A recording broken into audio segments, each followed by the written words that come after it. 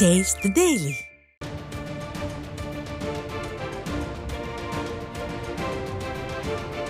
அண்மை செய்தி.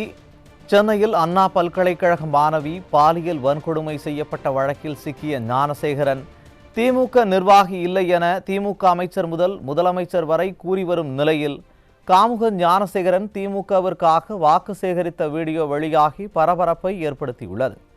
இதுகுறித்த விவரங்களை தலைமை செய்தியாளர் ஜெயக்குமார் வழங்க கேட்கலாம். வணக்கம் ஜெயக்குமார், கூடுதல் விவரங்களை வழங்கலாம். வணக்கம் சுரேஷ்.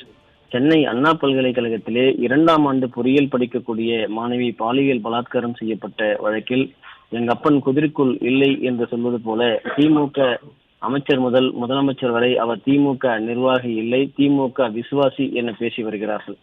ஆனால் அண்ணா பல்கலைக்கழக பாலியல் பலாத்காரம் தொடர்பாக சைதை கிழக்கு பகுதி இளைஞரணி துணை அமைப்பாளர் ஞானசேகரன் கைது செய்யப்பட்டிருப்பதாக காவல்துறையே முதலில் தெரிவித்தார்கள். அதன் அடிப்படையில் தான் செய்திகள் எல்லாம் ஊடகங்களில் வெளியானது, செய்தித்தாள்களிலும் அந்த செய்தி வெளியிடப்பட்டது.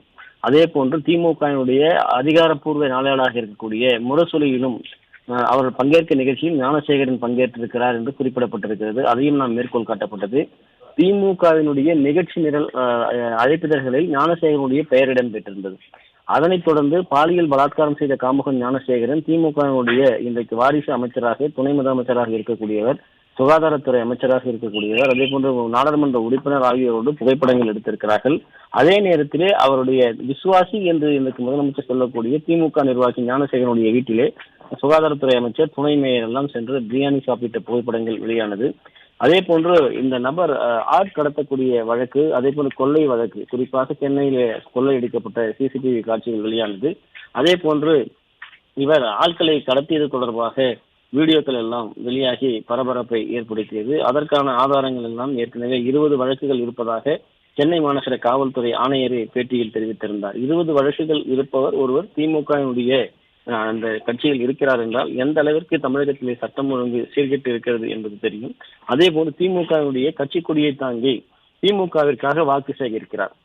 விசுவாசியாக இருக்கக்கூடிய ஒருவர் எப்படி கட்சி கொடியை கையிலே ஏந்தி கொண்டு திமுகவிற்காக வாக்கு சேகரிப்பார் என்கிற கேள்வி இதில் எழுகிறது. தொடர்ந்து பல்வேறு சர்ச்சைகள் இதில் ஏற்படுத்தி இருக்கிறது. அப்படி இருக்கிற போது எந்த தவற்றை மறைப்பதற்காக, யாரை காப்பாற்றுவதற்காக இந்த செயலில் திமுக ஈடுபட்டு வருகிறார்கள் என்கிற மிகப்பெரிய கேள்வி இன்றைக்கு சட்டமன்றத்தில் எழுப்பப்பட்டிருக்கிறது. அதே போன்று யார் அந்த சார் என்கிற வாசகம் அடங்கிய ஸ்டிக்கர் ஒட்டப்பட்ட சட்டைகளோடும் அதே போன்று கருப்பு சட்டைகள் அணிந்தும் இன்றைக்கு எதிர்ப்பு தெரிவிக்கும் விதமாக அதிமுக சட்டமன்ற உறுப்பினர்கள் அவைக்குள்ளே சென்றார்கள். அவர்கள் பேசுகிற அனைத்தையும் நேரலையுமே இன்றைக்கு துண்டிக்கக்கூடிய விஷயமாக, துண்டிக்கக்கூடிய செயலாக, அனைத்தையுமே நிராகரிக்கக்கூடிய ஒரு நிலையிலே இன்றைக்கு சட்டப்பேரவையினுடைய நிகழ்வுகள் எல்லாம் இருந்தது. ஒளிபரப்பு முழுமையாக அனைத்துமே துண்டிக்கப்பட்டது. தொடர்ந்து பேசுவதற்கோ அல்லது வெளிநடப்பு செய்வதற்கோ எதற்குமே அவர்கள் முன்வரவில்லை என்பதுதான் வேதனையுடைய உச்சமாக இருந்தது. அதே போன்று மதுராந்தகம் அருகே, அதாவது 3 பெண்கள் உட்பட 4 பேர் இணைந்து ஒரு தொழிலதிபராக இருக்கக்கூடியவரை கடத்தி இருக்கிறார்கள். அந்த வழக்கிலும் திமுகவை சேர்ந்த ஞானசேகரன் சிக்கி இருக்கிறார், கைது செய்யப்பட்டிருக்கிறார். இந்த சம்பவம் 2018 நடைபெற்றிருக்கிறது.